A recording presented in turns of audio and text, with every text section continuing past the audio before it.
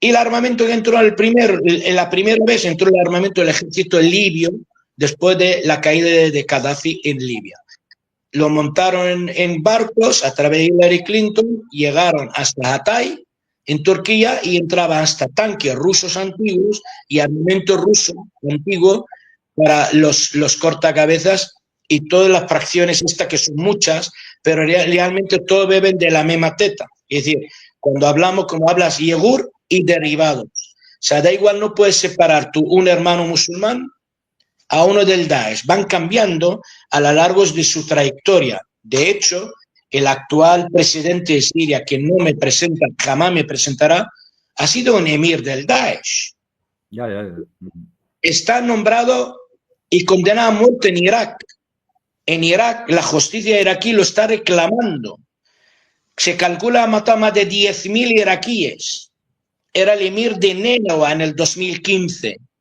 Un hombre ha matado tanta gente que estuvo en una cárcel americana, en Abu Ghraib, él y el Baghdadi. ¿Cómo salen estos dos? Uno para liderar el Daesh, otro sea emir suyo. Y luego le dicen, a ver, tu tarea entrar en Siria. Le dieron todo el dinero, el apoyo, y lo acaba instalando en Idlib, cerca de la frontera turca, y apoyado por la inteligencia turca, y lo ha protegido hasta la ofensiva terrorista que acabaron en Damasco en el 2024. Ya.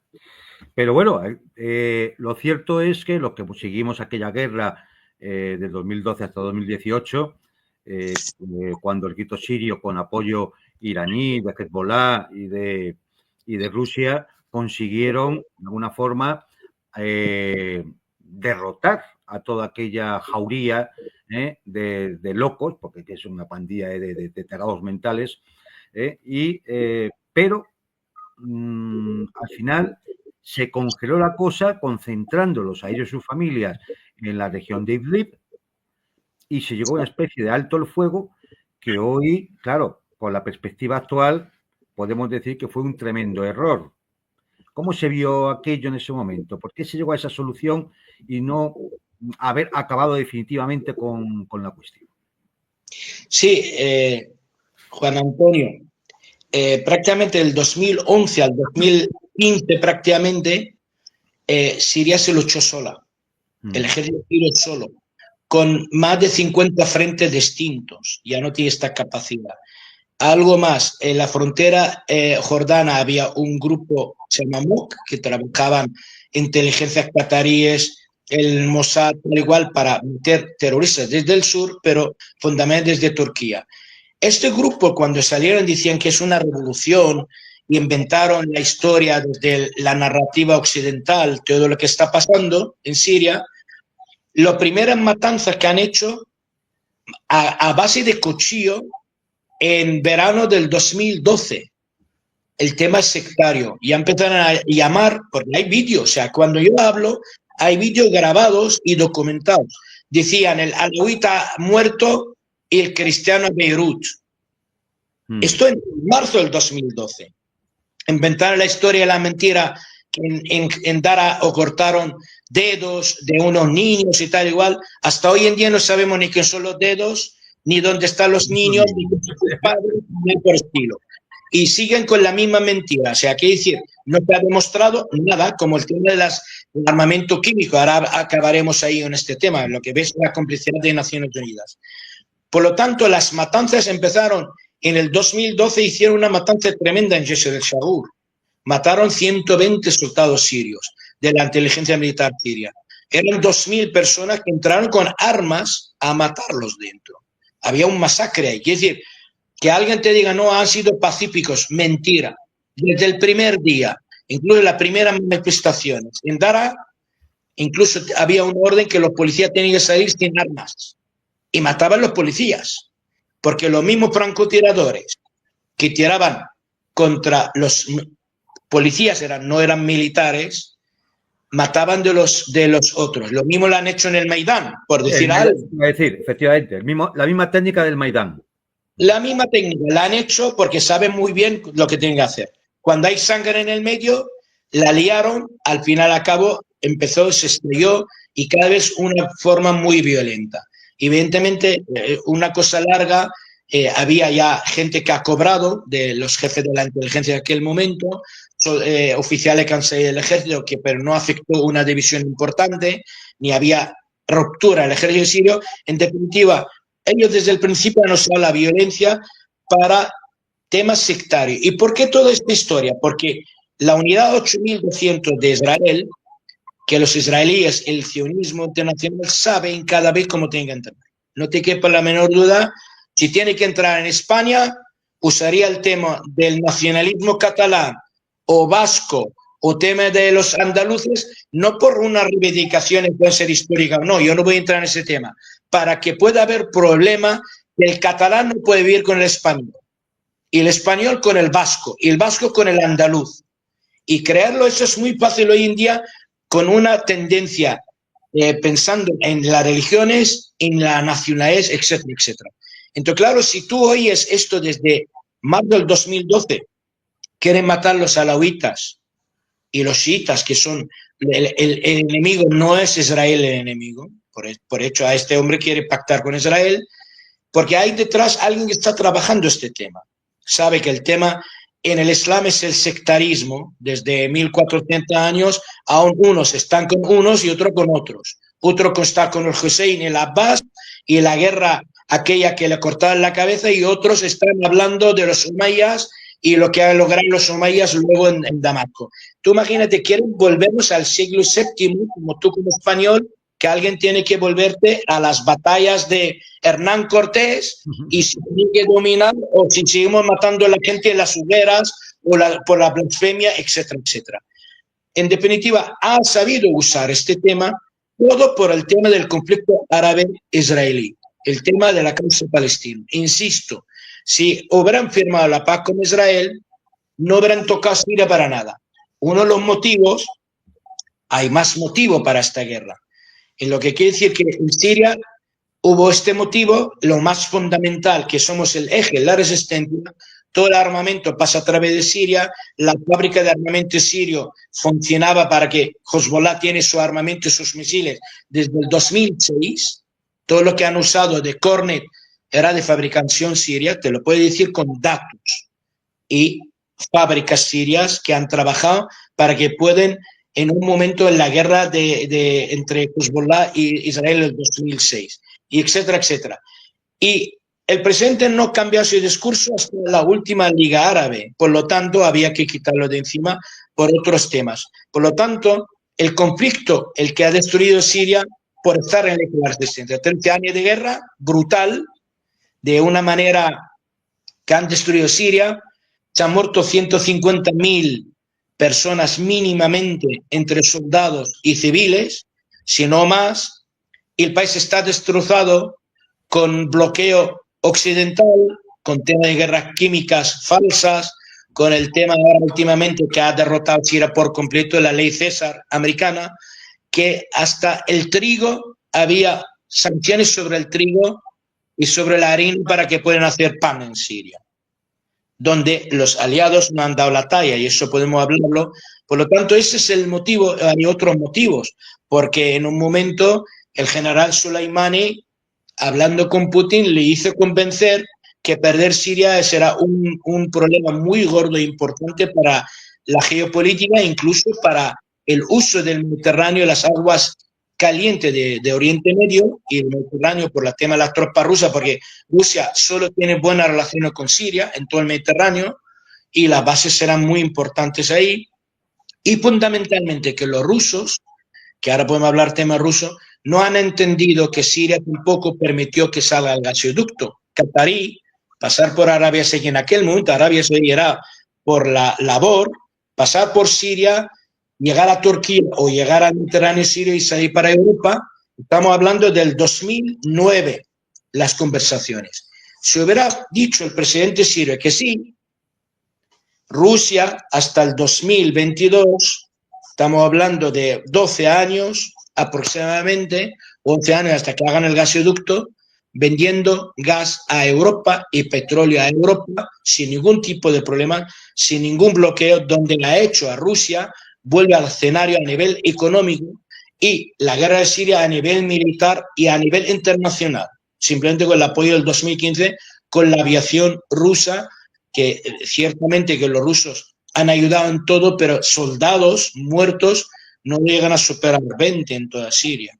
Y eso lo sé yo también, pero ellos sin la ayuda de la aviación y de remediar en algunas cosas, la cosa hubiera sido peor, pero si no había otros planes. Ahora no es el tema de entrar, por eso el general Soleimani se fue a hablar con ellos, llegaron a la conclusión y luego todo cambió en el 2018. Doctor, ¿cuál fue el papel de los kurdos? Porque claro, ahí había otro problema que ha sido, en todo esto, ten en cuenta la propaganda occidental ha utilizado todo este tipo de cosas y que me gustaría, sobre todo dos, ¿no? Es decir, lo que afecta a las armas químicas que llegó a instancias internacionales, ese es uno, y el otro era la cuestión kurda. Con lo cual que servía de excusa para la entrada de Turquía, servía de excusa para tener una zona del territorio controlada por los norteamericanos, es decir, ¿cuál fue el papel de las instancias internacionales con respecto a las armas químicas y el papel de los kurdos? Mira, el tema de los kurdos, te voy a explicar en general el tema kurdo.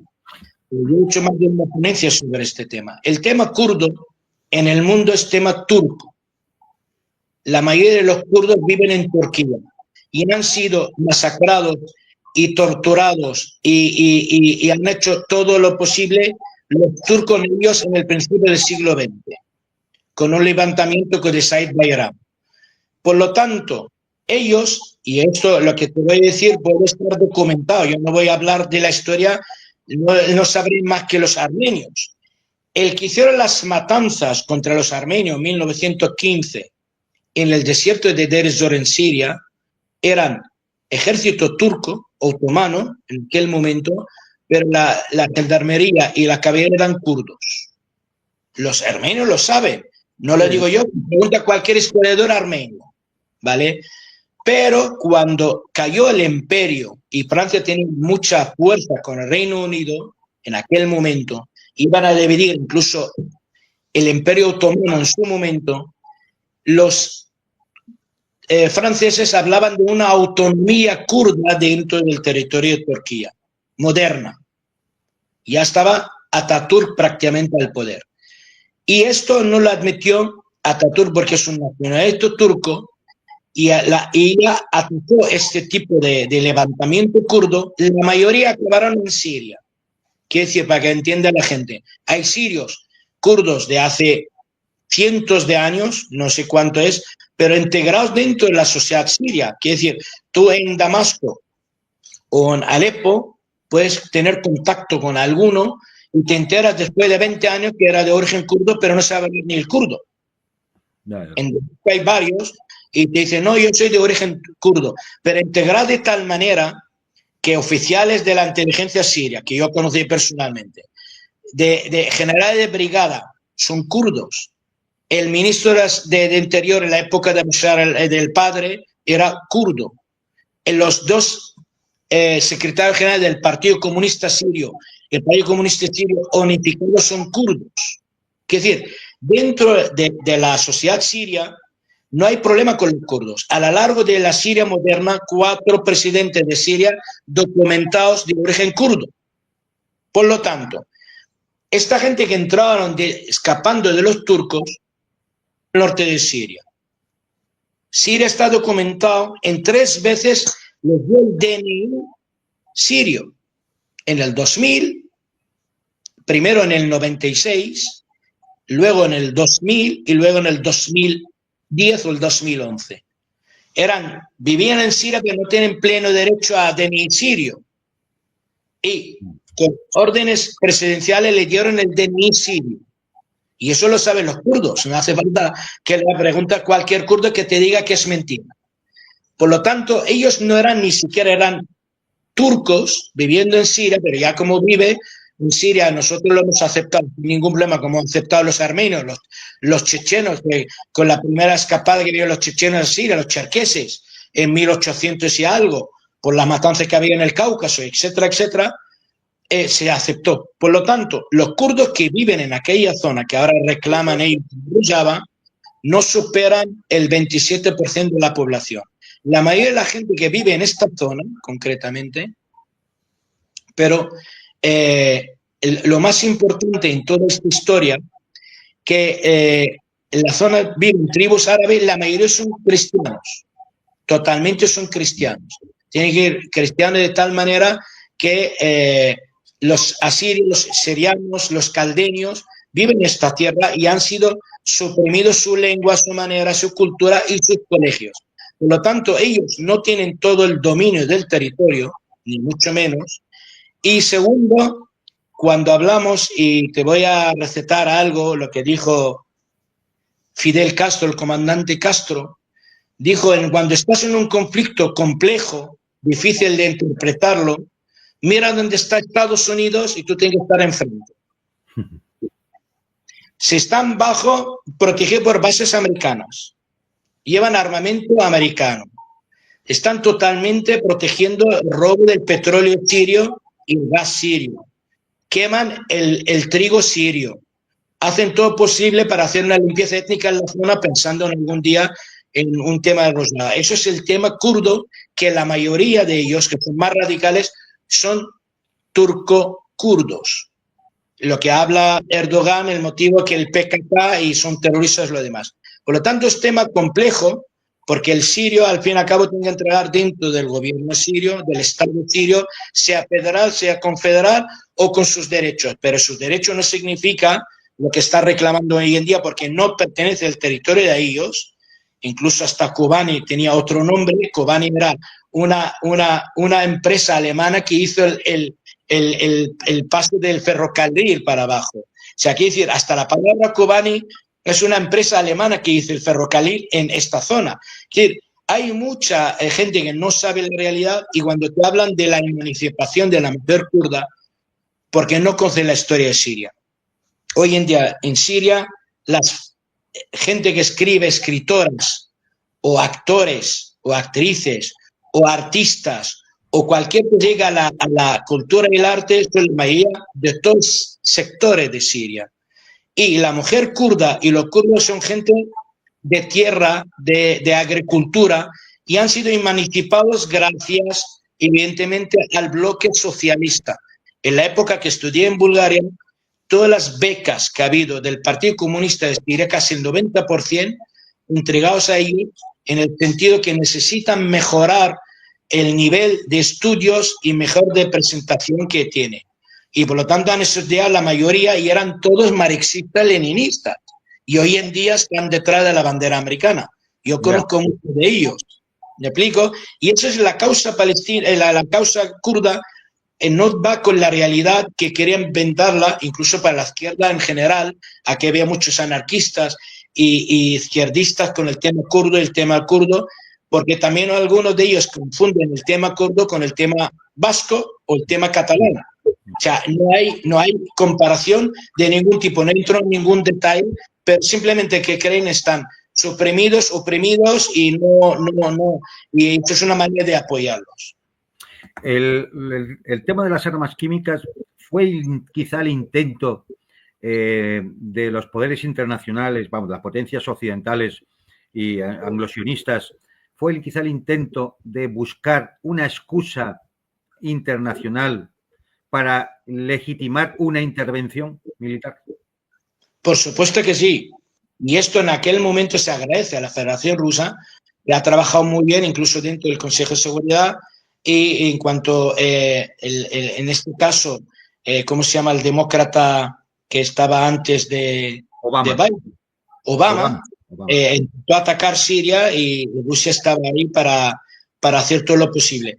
Para que vea que esto es una pantomima y una manipulación.